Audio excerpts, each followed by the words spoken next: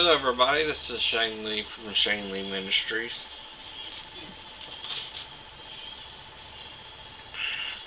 Now, here's the point that Satan was in Eden. Here's what Ezekiel says in Ezekiel 31.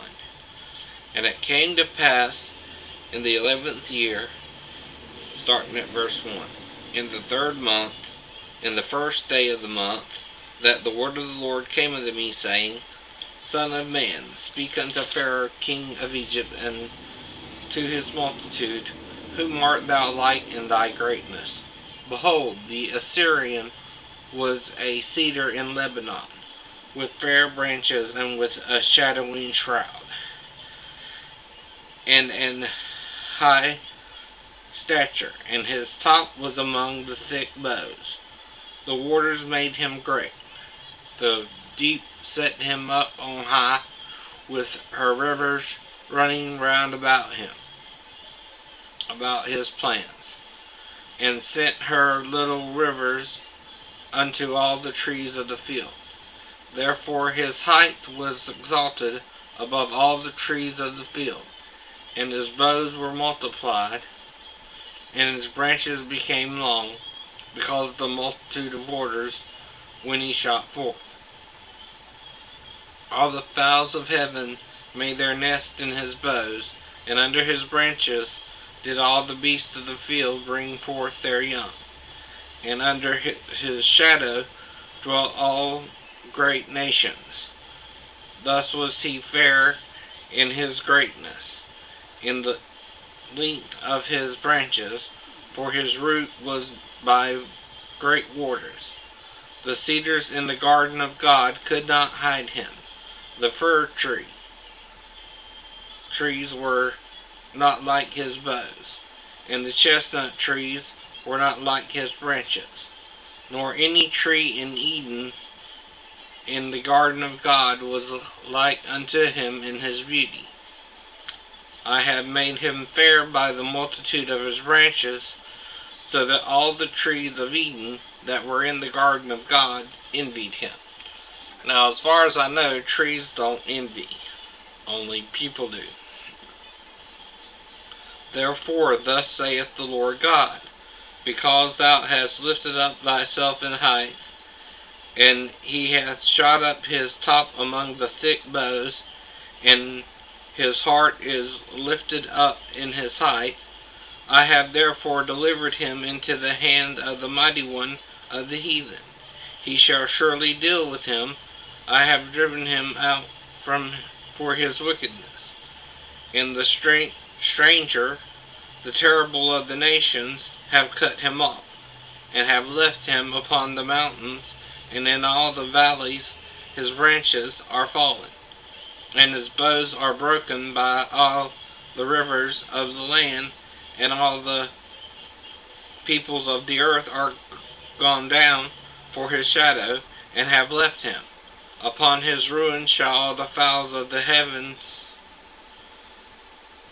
and all the beasts of the field shall be upon his branches, to the end that none of all the trees of the water by the waters exalt themselves for their height, neither shoot up their top among the thick boughs, neither their trees stand up in their height, all that drink water, for they are all delivered unto death, to the nether parts of the earth, in the midst of the children of men, with them that go down to the pit.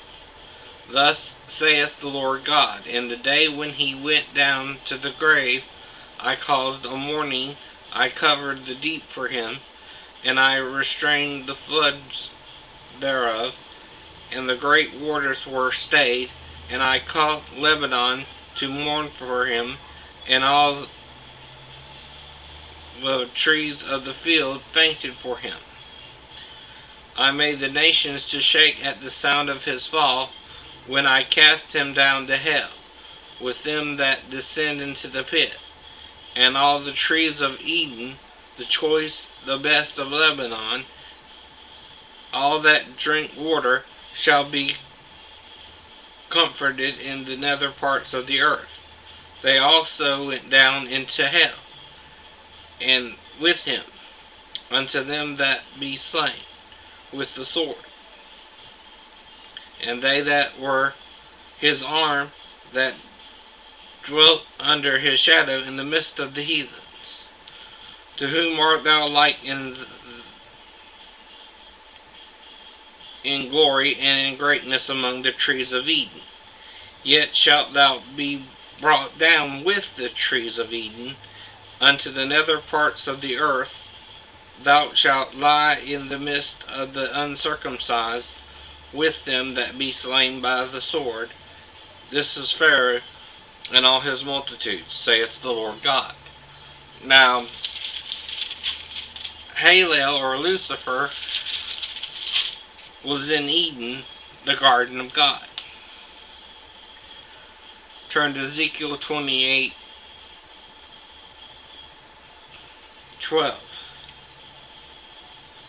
Son of man, take up a lamentation upon the king of Tyrus, and say unto him, Thus saith the Lord God, Thou sealest up the sum, full of wisdom and perfect in beauty.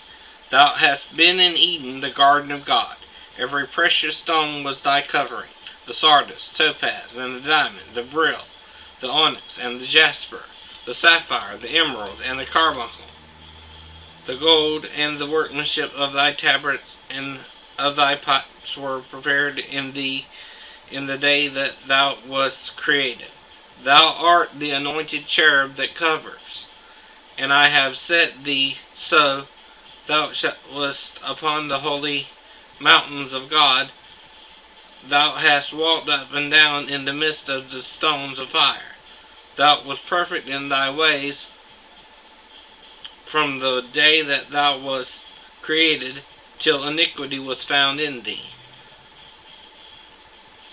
By the multitude of thy merchandise they have filled the midst of thee with violence, and thou hast sinned. Therefore I will cast thee as profane out of the mountain of God, and I will destroy thee, O covering cherub, from the midst of the stones of fire. Thine heart was lifted up because of thy beauty. Thou hast corrupted thy wisdom by reason of thy brightness.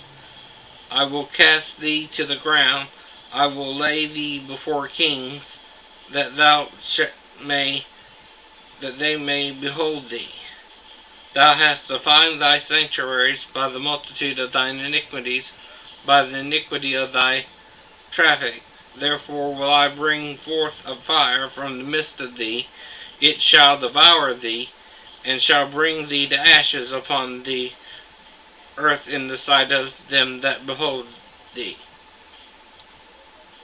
All they that know that thee among the people shall be astonished at thee. Thou shalt be a terror, and never shalt thou be any more.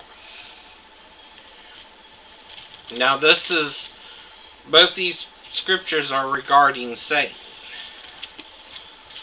Now, God told Adam that he became as one of us to know good and evil.